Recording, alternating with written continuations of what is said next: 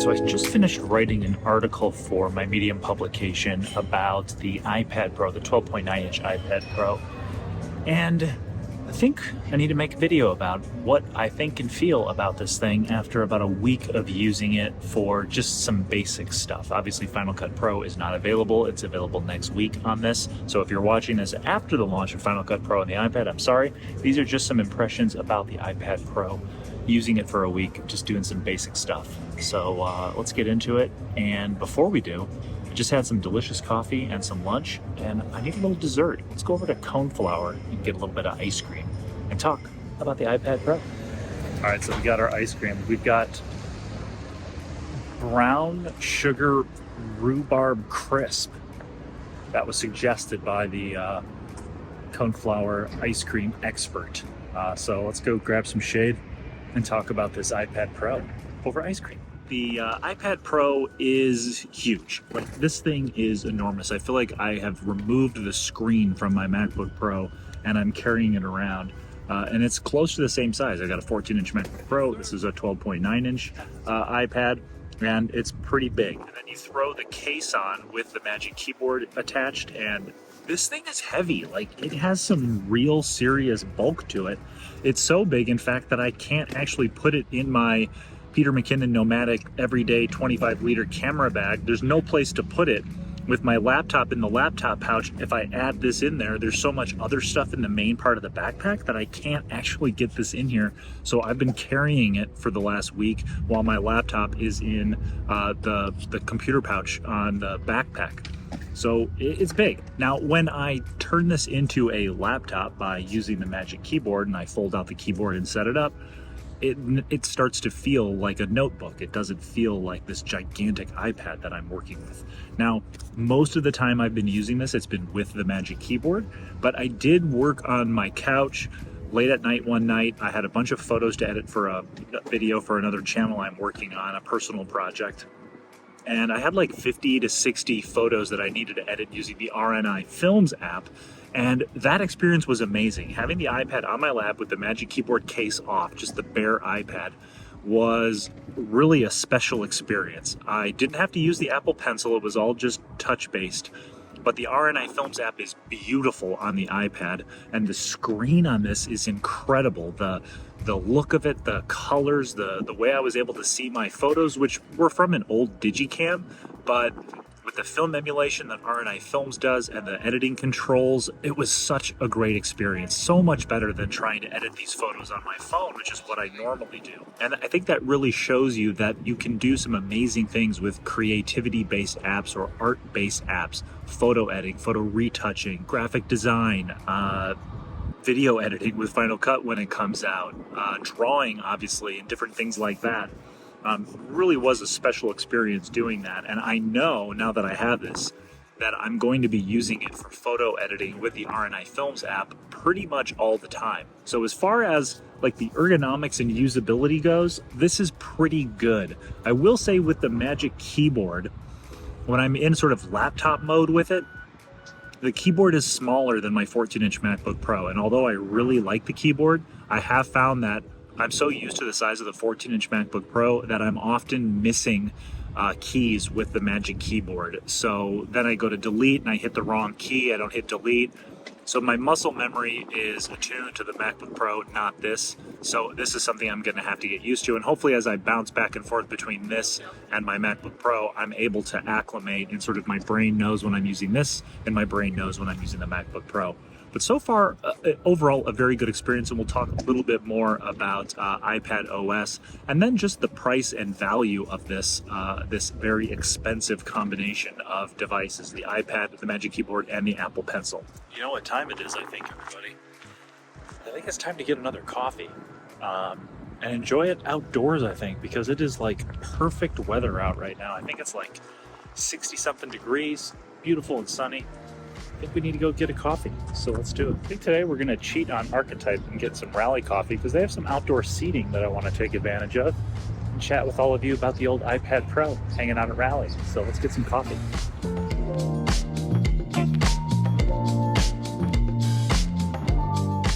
All right, we got our coffee. Let's go grab a seat and talk about this iPad Pro. Should we sit? Let's sit over here. It's funny too because like a lot of my talking points for this iPad are on the iPad, and I can't really access them because my phone is recording this. Just so everyone knows, I do have an iPad mini, but I honestly don't use it a ton. I use it as a teleprompter. I use it for my show notes when I'm doing live streams. Some of the things that I really like about iPadOS when you're using this more like a notebook computer is, first of all, the app switcher. You can use the keyboard shortcut Command-Tab to switch between apps just like you do in macOS. And it's amazing how much just using the app switcher, the Command-Tab keyboard shortcut, makes working on the iPad feel very similar to working on my MacBook Pro. I have really enjoyed using the trackpad. I did set the settings so that you can tap to click, which isn't set by default. There is no 3-finger drag, but there are some new gestures I want to like just get acclimated with. Like I think a 3-finger swipe gets you back and forth between a couple open apps, and I think like a 3 or 4-finger swipe up, I think it's a 3-finger swipe up, clears your app so that you can get back to your home screen with the iPad. So those are sort of nice, familiar things from macOS, which I don't use a lot in macOS, but I might use a little bit more with the iPad. One thing that's been a struggle for me is using the Pages app. On the MacBook Pro, I usually have multiple Pages documents open, and I use the keyboard shortcut Command-Grav key to be able to switch between the windows within an application. And on the iPad, I can't do that. I actually have to go to like all of my documents and search for the document I want to switch to, go into that document. I haven't figured out how you can quickly switch back and forth between documents that you've had open in Pages. So that's slowing me down a little bit when it comes to my writing and all my outlining and all that kind of stuff. Now, my biggest complaint about iPadOS is that I can't customize the lock screen. For some reason, I thought I could customize the lock screen just like you can in iOS on an iPhone, but you can't. So I just have like a white time clock thing. I can't add any little sort of widgets or, you know, it shows me what the weather is or what my battery charge is on my AirPods or on my case. So that's a little frustrating that you can't customize it and create multiple lock screens if you want to swap back and forth between different looks for your lock screen. Those are my initial impressions with just using iPadOS, and I think I'm going to enjoy my coffee and relax for a little bit, maybe grab some sun, and then figure out where we're going to go next to talk about the final points I have on this iPad Pro being something that I never would have bought had Final Cut Pro not come to the iPad. But now that I do own it, can I find some value in owning it? Does it help me? Is there a situation where now that I have it, I don't know that I could go without it? I'll be curious to kind of formulate some of those thoughts about the iPad Pro. So enjoy my coffee, and I'll see you on the next segment. Well, the wind is always an issue here in Omaha, isn't it? It's always so damn windy. So we'll see if we can get some good audio over by the pavilion. Talk a little bit more about this iPad Pro here at the park. Check it out. This beautiful park that we've got here in downtown Omaha. The old Gene Leahy Mall. I spent a lot of time here.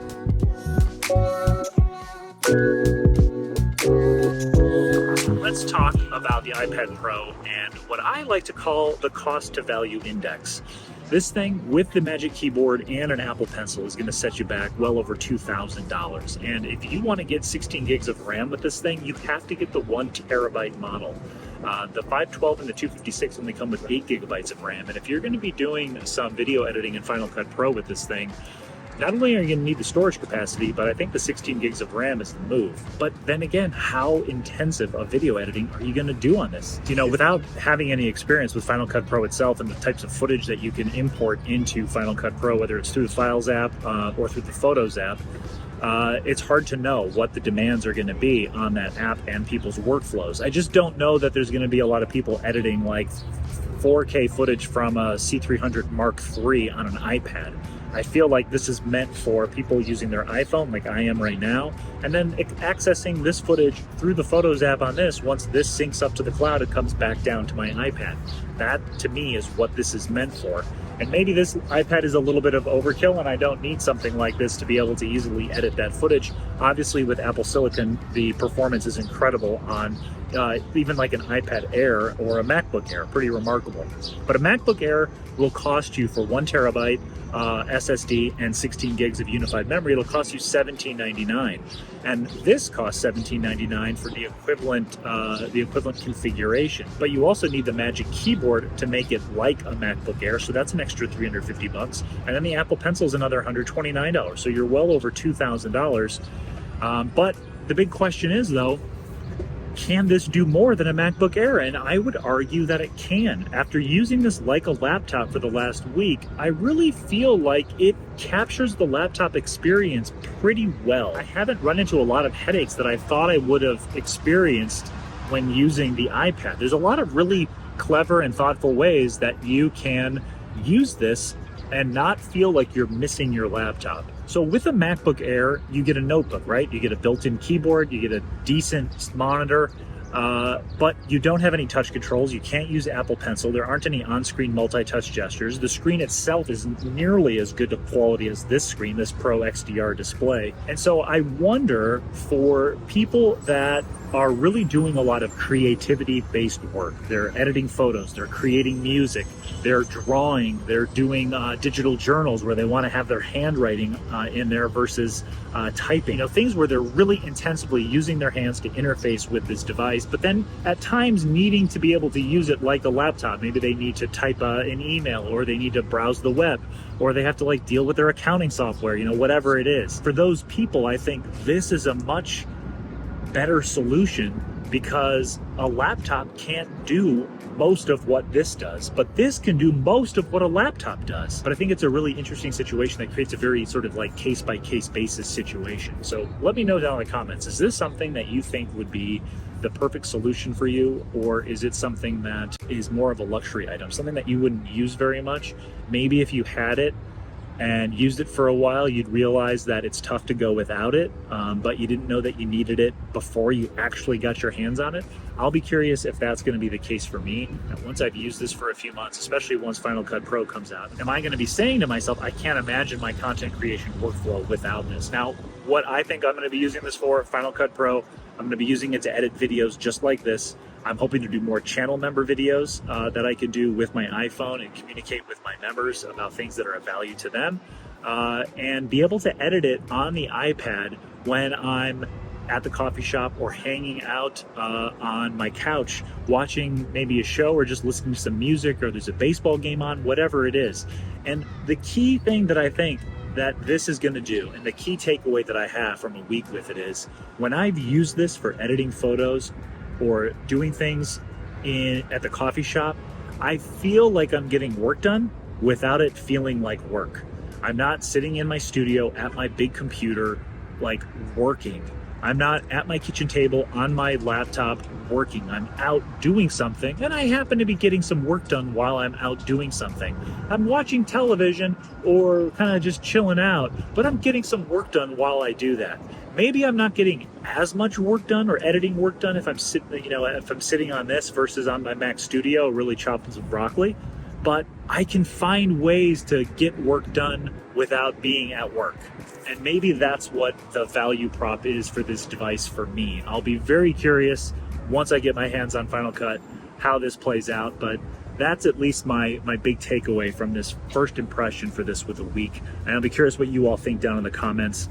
If you've had a similar experience, if you're an iPad Pro user, or something different. So let me know down in the comments. And thanks for enduring these iPhone vlogs where the audio may not be optimal.